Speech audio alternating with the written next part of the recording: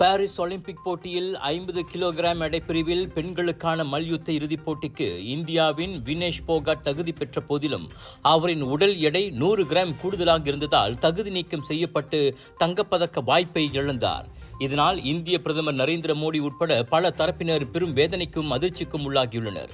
அரையிறுதிப் போட்டியில் வினேஷ் கியூபாவின் இஸ்னேலிஸ் குஸ்மானை 5-0 என்ற புள்ளி கணக்கில் வீழ்த்தியதால் அவர் இறுதிப் போட்டியில் அமெரிக்காவின் சாராவுடன் இன்று மோதுவதாக இருந்தது.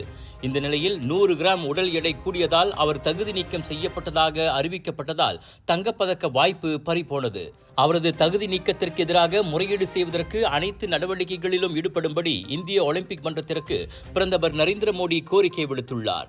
எனினும் அடிப்படை தகுதியை விளையாட்டாளர் நிறைவு செய்யாவிட்டால் பேச்சுக்கள் நடத்தும் வாய்ப்பு மிகவும் குறைவாக இருப்பதாக கூறப்படுகிறது.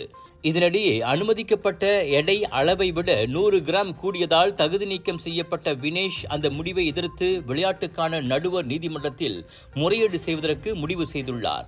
அவர் தனக்கு கூட்டாக வெள்ளிப் பதக்கம் வழங்கப்பட வேண்டும் என கோரிக்கை விடுத்துள்ளார். இது தொடர்பான விசாரணை உடனடியாக நடத்தப்பட வேண்டும் என்றும் அவர் வலியுறுத்தியிருக்கின்றார். இந்த விசாரணையின் முடிவு இன்று தெரியும் என எதிர்பார்க்கப்படுகிறது.